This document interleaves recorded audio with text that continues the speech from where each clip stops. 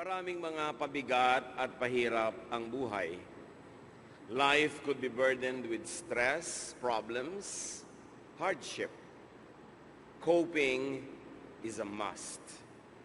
Dahil maraming hirap at hamon ng buhay, dapat ang tao ay makapanaig. Dapat siya ay magwagi, matapatan at malampasan niya ang mga hamon ng buhay. This is to be able to get the most out of life and to give the most to life. Ang pag-aaral natin, isang gustong-gusto ng Diyos na ating mapagtagumpayan, cope. O kaya ay matapatan, malampasan, mapagtagumpayan ang mga suliranin.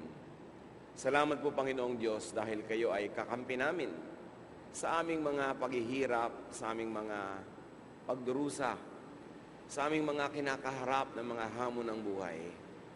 Turuan mo kami, Panginoon, sa aming mga paghihirap, sa aming mga pagdurusa, sa aming mga kinakaharap ng mga hamon ng buhay. Turuan mo kami, Panginoon, lalong-lalo na matuto sa mga babae at lalaki sa Biblia na natapatan at napagtagumpayan nila ang mga hamon ng kanilang mga buhay. Open our eyes to the many coping mechanisms, to the many tools that are available to us para hindi kami manghina, matalo, mawala ng pag-asa. Father, teach us. Sa sandaling ito, humihingi kami ng paglilinis. Patawarin niyo po kami sa aming mga kasalanan at ngayon ay paging dapatin.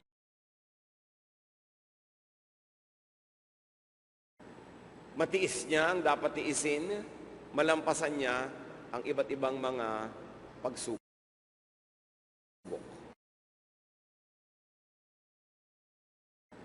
Matiis niya ang dapat tiisin, malampasan niya ang iba't ibang mga pagsubok.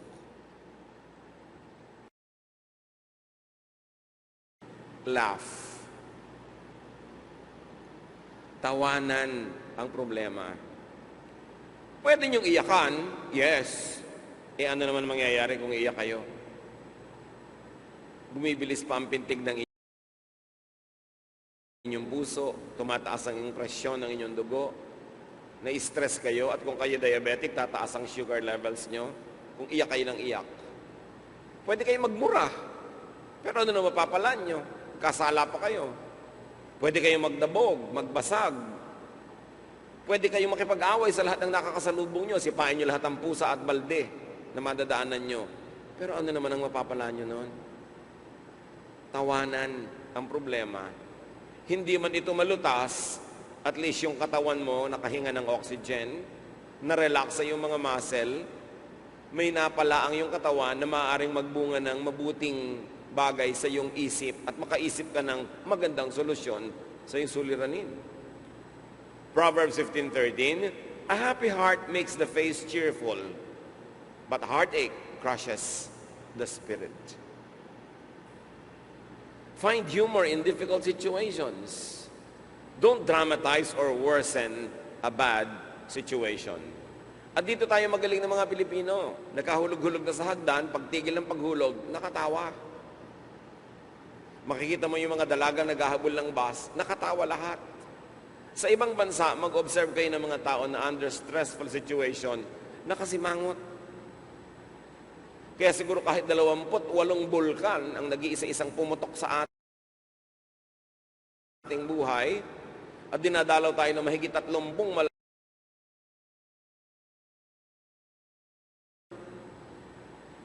Kaya siguro kahit 28 bulkan ang nag-iisa-isang pumutok sa ating buhay at dinadalaw tayo ng mahigit 30 malalakas na bagyo bawat taon, kasama ng mga lindol, baha, at kasama ng kutakot-takot na mga problema ng ating lipunan, buhay pa tayong lahat, at isa pa tayo sa mga tinatawag na pinakamasasaya sa buong mundo.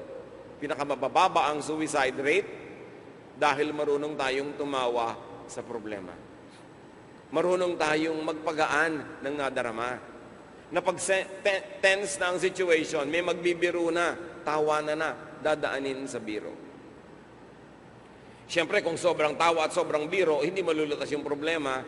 Pero lalo na kung wala ka naman nakikitang kalutasan, mabuti pa, pagaanin mo na lang ang iyong kalooban. Proverbs 17:22, a cheerful heart is good medicine, but a crushed spirit dries up the bones. Pag magaan ng puso, matuwain, daig mo pa ang maraming gamot na iniinom. Heal your wounds with cheerfulness. Pagka sobrang malapit na kayo mag-away mag-asawa, dapat may isang marunong magbiro. At yung biniro naman, magpabiro na lang. Tumawa na rin, para tapos na. Hindi yung lalala pa ng lalala ang sitwasyon. Proverbs 15:15, all the days of the oppressed are wretched, but the cheerful heart has a continual feast. Sino ang hindi nauubusan ng piyesta, hindi natatapos ang holiday, ang kasiyahan? Yung pusong magaan, yung cheerful. You cannot always be happy, but you can be cheerful in your disposition. Hindi naman kung mo cheerful ka, ibig sabihin happy ka talaga. Pero pinapa-happy mo ang iyong muka, ang iyong katawan, ang iyong kilos, at inaasahan mong madadala nun ang sitwasyon, mapapasaya talaga. So reverse a bad situation with good humor. Kung may kaibigan kayo, kapatid, kamag-anak, kasambahay, kabiyak, na marunong magpatawa, marunong magbiro, napakalaking blessing sa buhay yon. Bagamat wag naman puro biro na lang at wala na serious. Pero lalo yung hindi kayang baguhin, mas mainam na hanapan na lang ng katatawanan. Hindi man nalutas yung problema sa oras na yon, at least hindi nadagdagan. Eliminate the source of stress. Maraming examples yan sa Bible na yung pinagmumulan, yung pinag-uugatan ng problema, binubunot. That's how you cope with problems. Hindi yung lagi ka na lang ding tatawa, kundi gumagawa ka ng paraan sa tamang oras, pag tama ang panahon. Katulad ni Sarah, sa kanilang kabiguan at pagkainip na magkaanak, sinunod niya ang kaugalian ng kanilang panahon. Pinaanakan niya sa kanyang asawang si Abraham ang kanyang katulong na si Hagar. Kaugalian nila yun noon, kostumbre. Lumaki ang ulo nitong maid nung siya ay nagdalang tao at binabaliwala na niya at iniisnab-isnab na niya ang kanyang among si Sarah. Na-stress si Sarah ng todo-todo. Siyempre, may panibugho na siya na magkakaanak yung asawa niya sa ibang babae, bagamat sa pangalan niya isusunod yung bata na yun. Lumaki pa ang ulo nitong katulong. May stress. Anong ginawa ni Sarah para bunutin yung stress? Genesis 16:5-6. Then Sarai said to Abram, you are responsible for the wrong I am suffering. I put my slave in your arms, and now she knows she is pregnant. She despises me. May the Lord judge between you and me. Your slave is in your hands. Abram said, do with her whatever you think best. Then Sarai mistreated Hagar, so she fled from her. This is not the best solution, but sa hinihingi ng pagkakataon, solusyon pa rin. Sabi ni Sarai sa kanyang asawa, siguro inispoil mo yan. Anong ginawa mo dyan sa babaeng yan? At pati ako ngayon pinagmamalakihan. Hindi ko matotolerate na nangyayari sa sarili kong tahanan. Matino naman itong si husband. Sabi niya, well, slave mo naman yan, hindi ba? Hindi gawin mo kung anong gusto mo. So sinikipan ni Sarai ang mundo ng babaeng ito, pinahirapan hanggang naglayas, umalis, tumakas, nabunot ang problema niya sa kanyang bahay. Siyempre, dalawang babae, isang asawa, malaking problema yon. Matthew 6:25-27, ano ang payo ni Lord? Sa may mga stress sa buhay, therefore I tell you, do not worry about your life, what you will eat or drink, or about your body, what you will wear. Is not life more than food, and the body more than clothes? Look at the birds of the air. They do not sow or reap or store away in barns, and yet your heavenly Father feeds them. Are you not much more valuable than they? Can any one of you, by worrying, add a single hour to your life? Of course, the obvious answer is no. Ang payo naman ni Lord, to cope with so many stresses and worries and fears, do not worry. Nag-aalala ka lang naman kasi nag-aalala ka. So, sino ang nag-aalala? Ikaw. Sino ang umiimbento ng problema mo? Yung ikaw mismo. Dahil pinag-aalala mo ang sarili mo. Isip ka ng isip. Takot ka ng takot sa buhay. It's the attitude. So para kay Lord, bunutin mo ang problema by changing your attitude. Sabi, mababago mo ba ang katotohanan na ang buhay ay may mga problema? Maiiba mo ba ang katotohanan na may mga bagyo, may mga bulkan? Maiiba mo ba ang katotohanan na may sakit? May paghihirap, may namamatay, may nag-aaway? Dahil hindi mo naman kayang ibahin yan, ibahin mo na lang ang iyong attitude, ang iyong pag-iisip, ang iyong ugali. Huwag kang paapekto. Naapektuhan ka lang naman dahil pumapayag ka. Sabi, huwag mong problemahin ang buhay. Hawak ng Diyos ang buhay. Do what you can. But for everything else that you cannot do anything about, just relax and not worry and leave it up to God. Sinundan pa to ng Philippians 4:6. Do not be anxious about anything, but in every situation, by prayer and petition, with thanksgiving, present your requests to God. Sabi, huwag kayong masyadong magdrama. Huwag masyadong mag-alala. Kahit hindi nyo isipin kung paano kayo mabubuhay, mabubuhay pa rin kayo dahil binubuhay kayo ng Diyos. Hindi nyo nga iniisip humihinga kayo kahit tulog kayo eh. Ganun ang pag-aalaga ng Diyos sa tao. Sabi, paratingin nyo na lang sa Diyos ang mga kahilingan nyo. Lakipan nyo ng pasalamat. Bakit may pasalamat? Kasi totoo namang maraming dapat ipagpasalamat. At kung nagpapasalamat ka, habang humihiling ka, nagiging cheerful ka, dahil naalala mo kapatid na marami naman talagang dapat ipagpasalamat.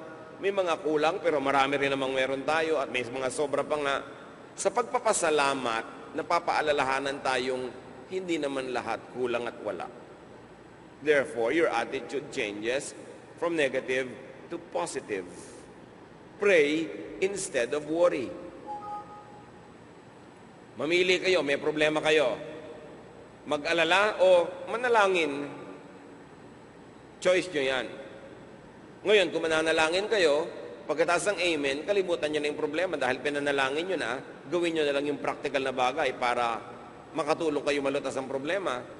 Pero alangan namang matapos yung manalangin at mag-amen, kukunin nyo na naman sa Diyos yung kabigatan, kayo na naman na magdadala, ipinanalangin na nga. Nababaliwala ang panalangin. It is important to pray instead of worry. At kung marami tayong problema, mga kapatid, huwag niyo nang dagdagan, manage your emotion.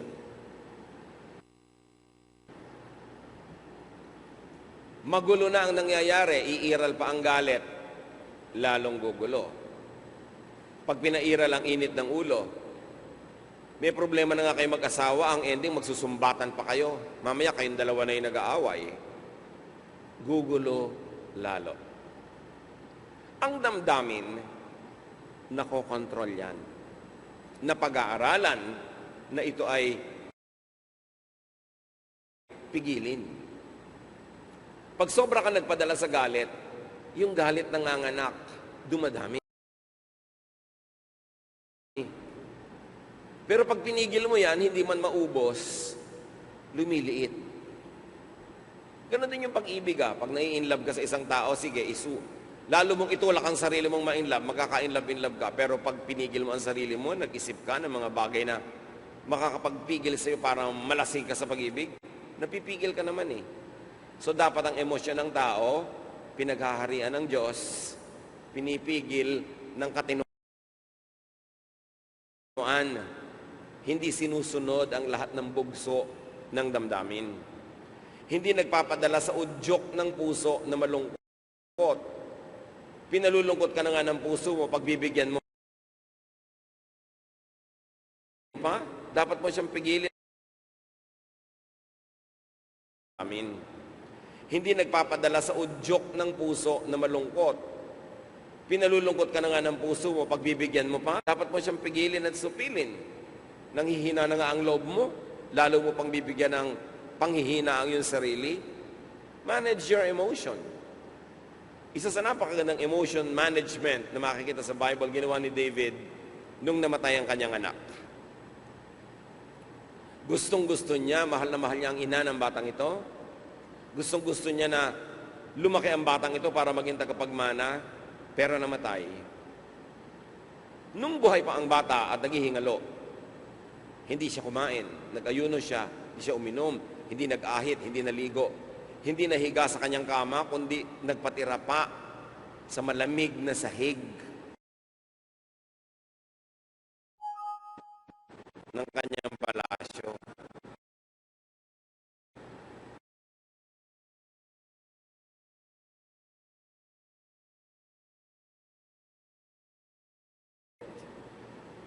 Is the child dead? He asked. Yes, they replied, he is dead.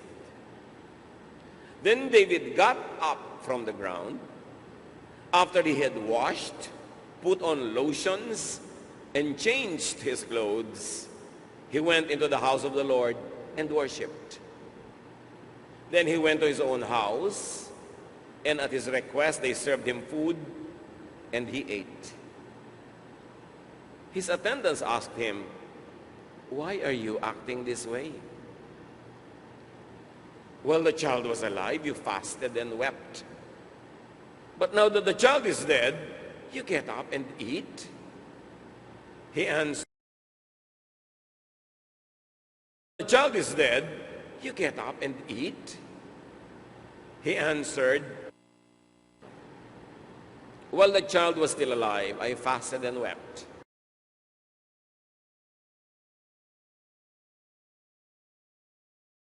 Pag may mahal tayo sa buhay na nakaratay, nagkakasakit, o kahit hindi pa nakaratay, malusog na malusog, wala tayong kamalay-malay na bigla pala siyang sasakabilang buhay, mahalin nyo na.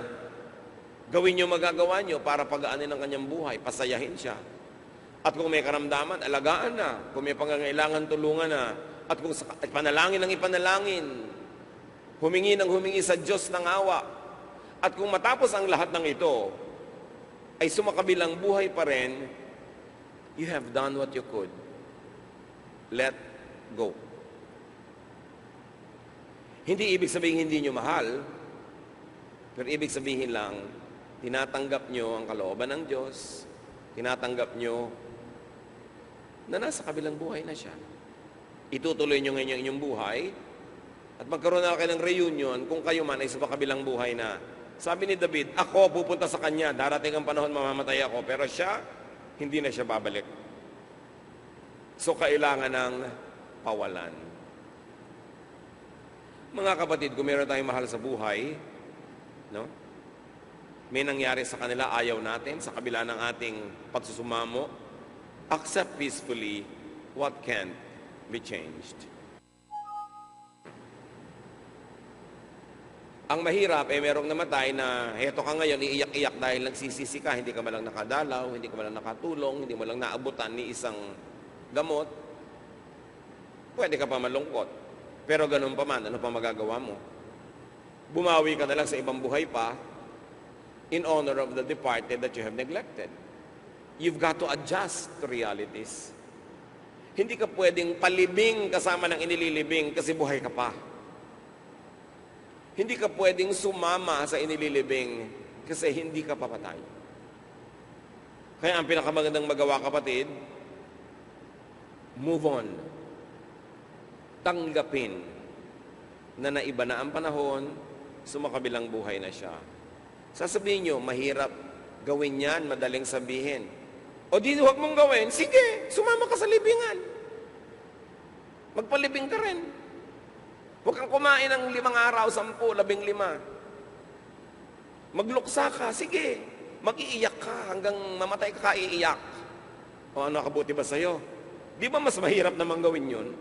Yung iba kasi sabihin, madaling sabihin yan pero mahirap gawin. Pero ang totoo, mas mahirap naman na patuloy mo pampalungkotin ang sarili mo. Mag-decide ka kung mabubuhay ka o mamamatay na rin. At kung decided kang mamatay na rin, sumama ka na. Pero kung hindi ka naman decided mamatay na rin, pues mabuhay ka. Pero hindi pwedeng buhay ka, tapos nagpapatay-patayan ka dyan. Move on. Ang bawat araw na idinadagdag sa iyo ng Diyos ay regalong hindi mo dapat aksayahin sa pagmumukmok. Kaya nga dapat mahalin na eh. Para kung sakaling nauna silang sumakabilang buhay, wala ka ng pagsisisi. Tulad ni David. Sabi ng mga katulong niya, bakit po kakaiba yata ang inyong kilos? Nung buhay pa yung bata, ni ayaw niyong kumain, ni ayaw niyong uminom. Buhay pa yon. Tapos ngayong namatay, na siyang dapat kayong malungkot, ayan naman at naligo kayo, nagpabango, nag-church, nag-worship, kumain. Sabi ni David,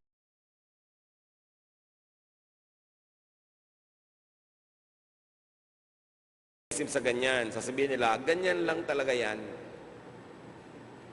Napakalaking ginhawa, ha? Nung naidudulot ng masabi mong ganyan lang talaga yan. Although dapat huli na yon para sabihin, hindi una, wala ka pang ginagawa, wala pang solusyon, ganyan na lang ang tatanggapin mo. Dapat unang sasabihin mo, hindi dapat ganyan yan. May gagawin ako. Pero pag nagawa mo na ang lahat, wala pa rin, tsaka mo na lang sabihin, ganyan lang talaga yan. Wala tayong magagawa. Sinasabi yon pag nagawa na ang lahat. Hindi yung wala ka pang ginagawa, yun na agad ang sasabihin mo. At may kilala ako mga tao, lalo sa Laguna, coping mechanism nila, medyo sila na api, medyo sila na kawawa, medyo sila na lamangan. Sasabihin nila, hayain na. Sige na lang. Kanya na yung kanya. Tahimik ang buhay. Philippians 4:8, brothers and sisters, whatever is true, noble, right, pure, lovely, admirable, if anything is excellent or praiseworthy, think about such things. So a coping mechanism here is to focus on what makes you feel good. Pagtuunan ng pansin, yung nagpapagaan, nagpapasaya, nagbibigay ng pag-asa. Pwede niyong pagtuunan ng pansin yung nagpapalungkot, nananakot, pero anong mapapala niyo? Lalo na yung walang katapusang tanong tungkol sa end of the world. Ang dami-daming natatakot. Anong mapapala niyong isipin ng isipin yan? Kung talagang darating yan, mapipigil niyo ba? At kung hindi naman darating, mapapaagan niyo ba? So huwag na lang isali sa pinag-iisip. Ang mahalaga, live in a godly way. Do the most good. Live life to the fullest. End or no end, you live well. Hindi yung tatakutin mo ang tao at sarili mo tungkol sa paggunaw ng mundo. Nasa lupa pa si Jesus, pinag-uusapan na yung pagkagunaw ng mundo at end of the world. 2,000 taon na ang dumaan, bawat henerasyon, pinag-uusapan yan at kinakatakutan, hindi pa rin naman dumating. So huwag nyo nalang isali sa inaalala nyo yan. Problema yan ng Diyos. Sabi nga ni Jesus, ako nga hindi ko alam kung kailan yan. Ang Ama lang sa langit. Hindi yan alam ng mga anghel. Tapos may mga nagsasabi diyan, eto na, darating na, ayan na yung mga kung ano-ano mga signs.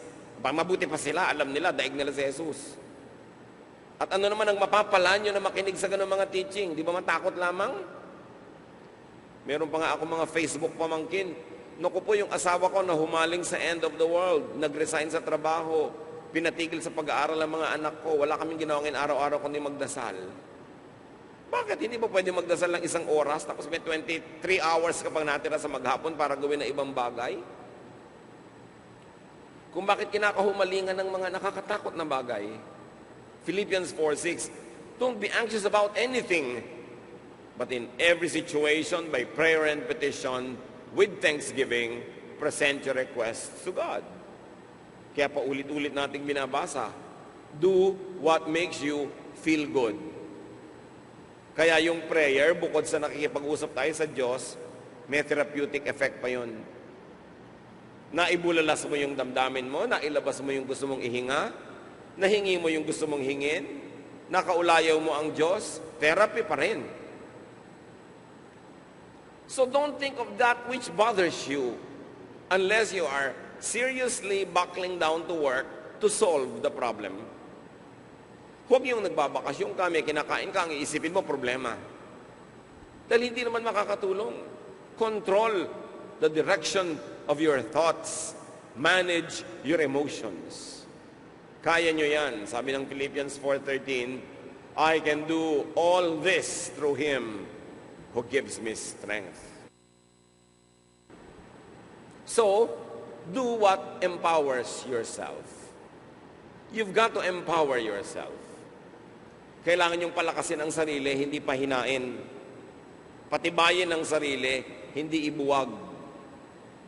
Genesis 41:47-54, nung ginawa ni Joseph, to prepare for a lot of stress, na panaginipan niya na magkakaroon ng 7 taon ng sagana, pagkatapos ay 7 taon ng taggutom, pinayuhan niya ang Pharaoh na mag-iipong mabuti ng pagkain sa panahong sagana para maraming supply sa panahon ng tagsalat. So anticipate problems and eliminate or reduce their negative effects by preparing for them. Di pa man dumarating ang problema, paghandaan nyo na. Not by worrying, but by doing practical things to eliminate or reduce the negative effects of the problem.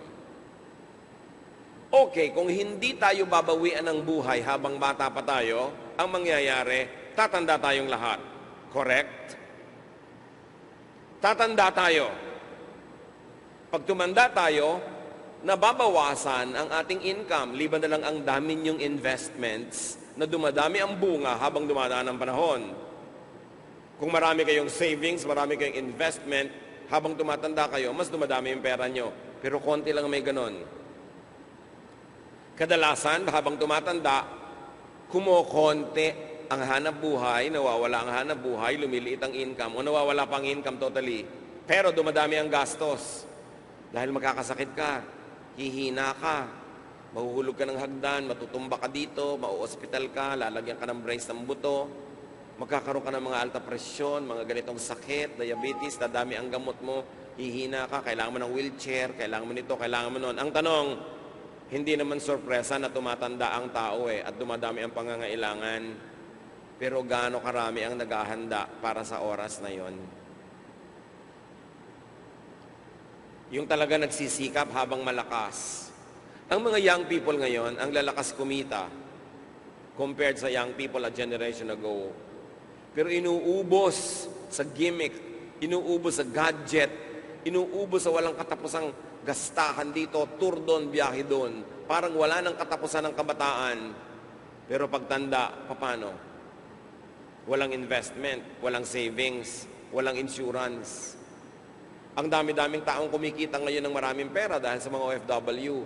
Pero parang wala nang katapusan ng pag-OFW kung makagasta ang mga asawa, mga anak. Biglang natanggal, biglang nagkaroon ng retrenchment, biglang nagkaroon ng anumang programa sa bansa niya na pinapasukan na siya'y natanggal o nakatunga nga ang lahat. Kailangan, iniisip mo lahat ng pwedeng dumating na pangangailangan at paghandaan ito. Kailangan ng tao nagtatabi, nagsusubi, may savings. Kailangan meron siyang investment at magandang merong insurance. Sasabihin ng iba, madaling sabihin yan pero mahirap budgetan. Mas mahirap mag-budget, mas dapat mong gawin kasi wala ka palang kapera-pera. Pag nagkasakit ka, paano? Mabuti kung matutumba ka na lang, patay ka na, libing bigla. Hindi, nagkakasakit ka ba 3 buwan, 4 na buwan, 5 taon. Paano yon? Iniisip dapat yan. And because you are prepared, you are able to eliminate or minimize fear. Kaya yung babaeng malakas ang kita at magaling mag-save, sa Proverbs 31, ang sabi, she can laugh at the days to come. Pagtatawanan lang niya ang mga problemang babayarin kasi may pambayad. Dapat pinaghahandaan yan. Isaiah 41:10, do not fear, for I am with you. Do not be dismayed, for I am your God. I will strengthen you and help you. I will uphold you with my righteous right hand. May kakampi tayo, may kasama tayo, ang Diyos. Magagawa ang dapat gawin, lalo na kung ito ang gusto ng Diyos na gawin natin. Si Job, ang yaman-yaman. Lahat na ng pwede mong maisip na gusto mo sa buhay, meron siya. Sa isang iglap, nawala ang lahat. 3 kaibigan niya ang naglakbay ng malayo at nakiramay sa kanya. Sa Job 2:11-13, wala silang kibo ilang araw, nandun lang sila, tumabi sila sa nakaupo na si Job. How do you cope with difficulties? Seek and receive social support. Napakahalaga sa buhay na meron kang kaibigan o mga kaibigan. Kaya ibang-iba, pag ang tao ay may problema, mabigat na suliranin, may mga mahal sa buhay na may sakit o namamatay, ibang-iba pag siya ay active sa church.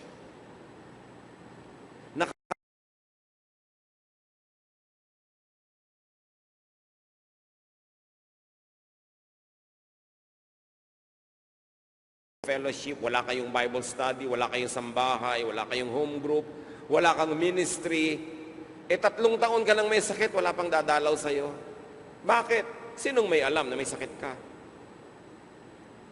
May pangangailangan ka, wala man lang tumutulong sa'yo dahil wala.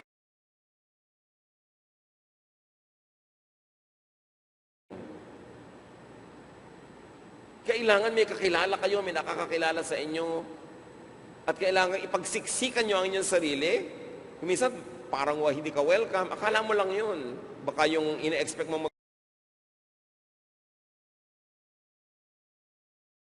pwede po bang libro na lang? Pwede bang radyo na lang? Pwede naman, mafe-feed ka. Nabe-bless ka. Pero kami, nabe-bless ba sa'yo? Bless na bless ka sa amin, pero nabe-bless ba kami? Dapat mutual yung relationship. Nandiyan ka rin, katuwang ka ng church, katulong ka sa mga gastusin, katulong ka sa mga proyekto, hindi tanggap ka lang ng tanggap, kain ka lang ng kain ng libre. Kahit naman sa karinderya, nagbabayad, ano? Kasali ka dapat.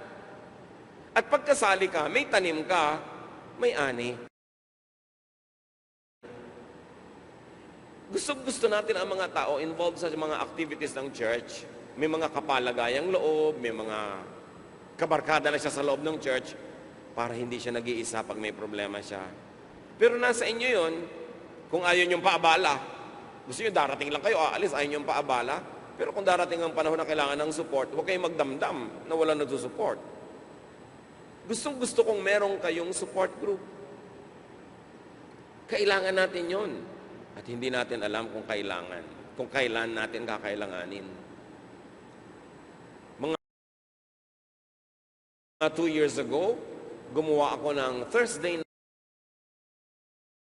night Bible studies.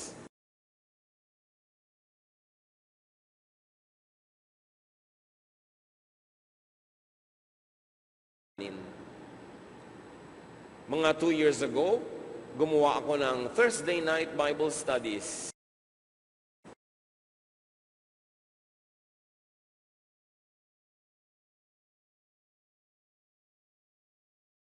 Pero sila pa rin, nagkikita-kita, nagsasama-sama. And that's what I wanted to accomplish. To throw them into each other's arms so that in times of difficulty, they will have friends. Ecclesiastes 4:9-10.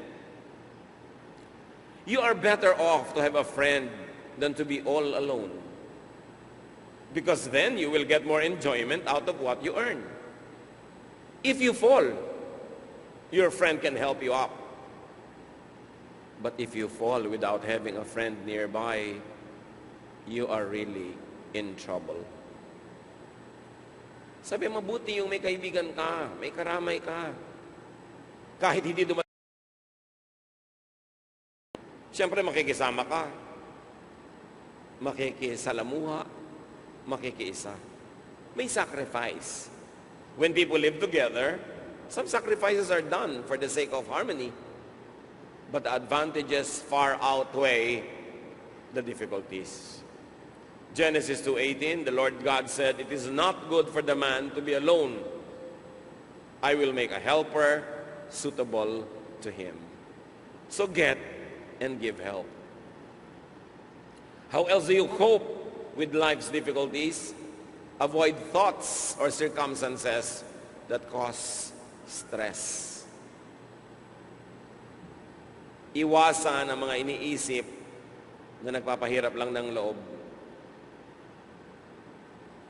Si Jonah, inutusan ng Diyos na pumunta sa Nineveh. Ayaw niyang sumunod, sumakay siya ng barko patungo sa kabilang direksyon. Nagpabagyo ang Diyos, siniklot-siklot ng malalaking alon ng barko, na tense na ang lahat ng tao, itinapon na sa dagat lahat ng laman ng barko para gumaan ito. Anong ginagawa ni Jonah? Tulog. Tulad ng maraming asawa nyo, may problema na, tulog pa ng tulog. Jonah 1:4-5. A violent storm arose that the ship threatened to break up. All the sailors were afraid, and each cried out to his own God. And they threw the cargo into the sea to lighten the ship. But Jonah had gone below deck, where he lay down and fell into a deep sleep. Hindi dapat na pag may problema, tinutulugan lang. Pero mga kapatid, may mga problemang dapat tulugan. Kasi wala ka namang magagawa kahit magpuyat ka. Kahit maglamay ka. So mabuti pa, matulog ka na lang, nakapag-ipon ka ng lakas. Baka tumalino ka pa pagkagising mo at malutas mo ang problema. Sleep through an avoidable storm. Pag hindi na maiwasan ang problema, magpakamanhid na lang muna kesa bumigay ka. Palampasin na lang ito. Tawanan, ipanalangin, tulugan. Dahil wala ka namang magagawa. Pero hindi naman laging itutulog, ha? Dahil alam niyo iba, nakakapagtaka naman, ang dami ng problema, tulog pa ng tulog.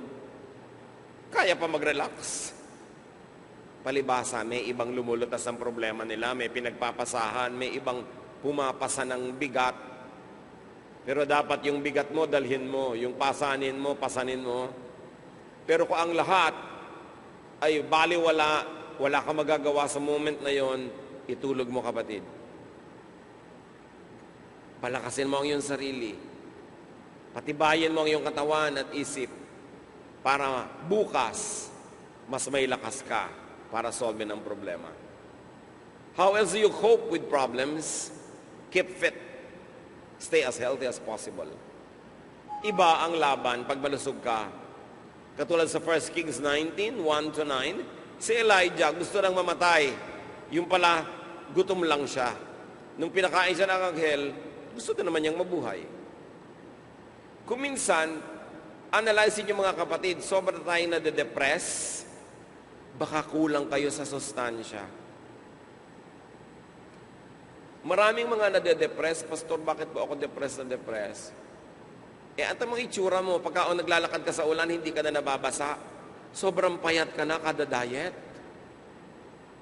Para mabasa ka sa shower, kailangan magpatakbo-takbo ka paligid sa shower kasi ayaw kang tamaan. Sister, sobra ka ng payat. Kaya ka depressed, walang bitamina ang utak mo.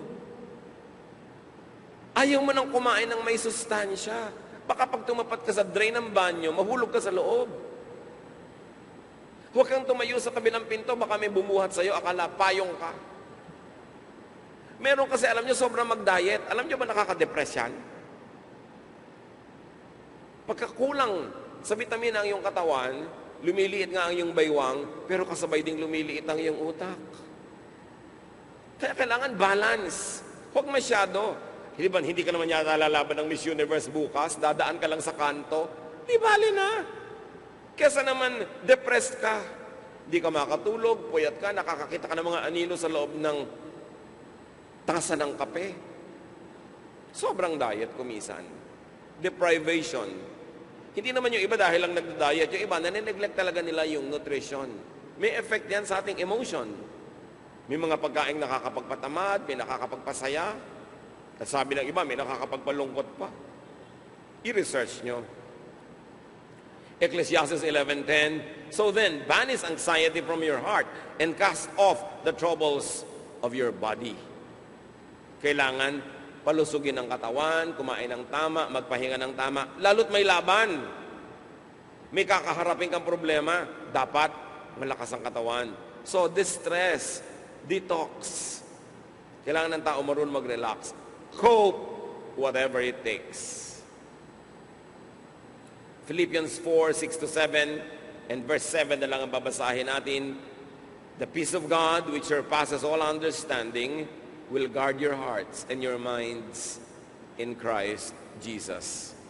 This happens when you pray and bring your anxieties to God.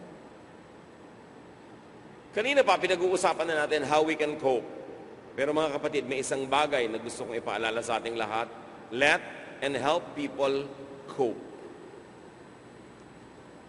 Maraming coping mechanisms. Yung iba maganda, yung iba hindi masyadong maganda. Merong nakakalampas ng problema dahil tinatawanan, dahil ipinapanalangin, dahil pinaghahandaan, etc., etc. Meron naman dahil naglalaseng.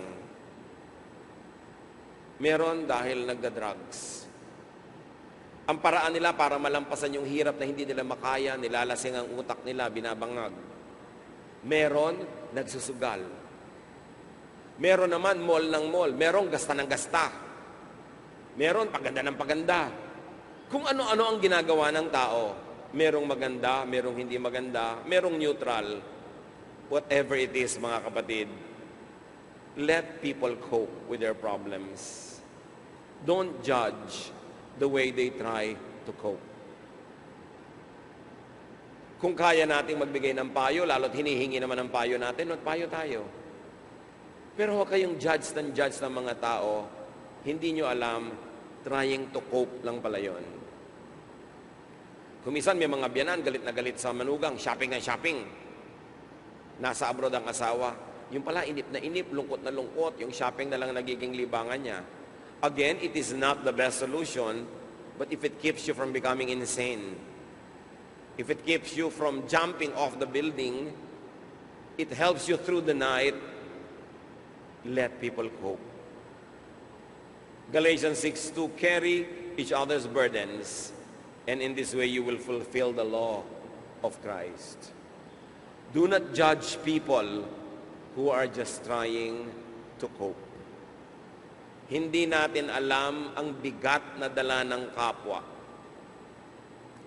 Madaling sabihin na, yung babaeng yan, labas ng labas, malaswa ang mga ginagawa. Madaling sabihin na itong lalaking ito, napaka-irresponsable, batugan, wala nang pera, ganito pa ginagawa. Madaling sabihin na mababa na nga grade mo, binabali, wala mo pa yung mga teacher.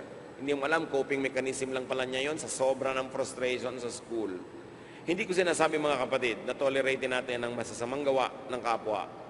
But do not judge people, especially when you don't know what's going on in their lives. Kumisan bihis ng bihis yung isa. Bakit ang gastos-gastos mo magbihis? Yung pala, yun lang ang pampasaya niya sa sarili niya dahil iniwan siya ng asawa. Kino-convince niya ang sarili niya na maganda pa siya. Bakit maraming mga lalaki na kung kailan nagkakaedad, doon pa ng bababae ng mga dalagita, ng mga bata. Meron kasi insecure na insecure about their manhood. Gusto nilang patunayan na attractive pa sila.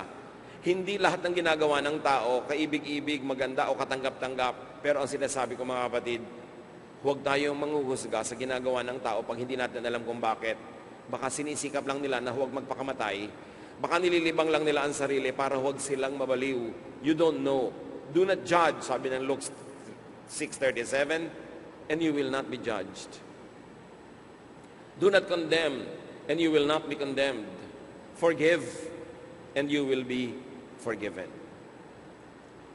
Nasa salubong nyo ang isang tao, kasama nyo sa office, kasama nyo sa bahay, kasama nyo sa church, may ginagawang hindi nyo maibigan,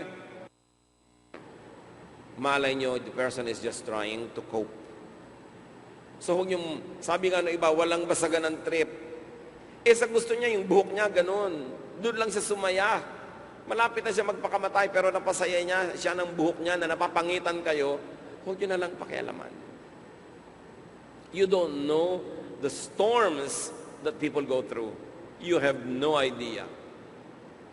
Proverbs 11:12, whoever derides their neighbor has no sense, but the one who has understanding holds their tongue. Ang may pangunawa, ang may lalim, pinipigil ang bibig na manuligsa ng kapwa, mamintas, manghusga. Sasabihin pa, ako, hindi ganyan ang gagawin ko. Hindi nga ikaw siya eh. Yung problema ba niya, problema mo? Yung background ba niya, background mo? Yung mga fears ba niya, fears mo? No. So, hanapin sa kanya yung ikaw. Kung hindi ka makakatulong, huwag ka na lang magpalala ng sitwasyon. Of course, the best way to cope with problems is to live to the fullest in spite of troubles. Sabi nga ng Desiderata, despite its sham, drudgery, and broken dreams, it's still a beautiful world. So run your race. Run to win. Help other people run their races also, and run to receive your prize. At kung tayo may kaharap ng malaking problema, isipin nyo, baliwala yan compared sa naghihintay sa ating ginhawa at naghihintay sa ating saya sa piling ng Panginoon. Pagtagumpayan nyo yung mga problema pang-araw-araw. Huwag kayong pabara. Hindi kailangang lutasin agad kung hindi pa pwede. Tulugan and ask God for wisdom to know when it is the right time to actively engage your troubles or when it is a good time to just simply let it pass. 2 Corinthians 4:17, these little troubles are getting us ready for an eternal glory that will make all troubles seem like nothing. So cope with God's help. Kaya mo yan, kapatid. Ama namin sa langit, kayo ang nakakaalam ng sitwasyon ng bawat isa sa amin. Kanya-kanyang dinadalang hirap, kanya-kanyang mga pagsubok, kanya-kanyang mga pangangailangan at takot. Turuan mo kami to learn from the people of the Bible. More importantly, to learn from your Son, Jesus, and to learn from you, our Father in heaven. Teach us to cope, enable us to cope, and give us a big heart to understand even the methods that we don't agree with that many people use to cope with their own sorrows, with their own problems. Magbulay-bulay tayo, mga kapatid. Think of all the troubles that you have to face and ask God for wisdom that you may cope well. And pray for people who are just trying to cope with their own troubles. Do not be judgmental. Be supportive as Jesus would like you to be. Dear Lord, continue to bless us with wisdom so we can cope and we can help others cope. Spend some time in prayer.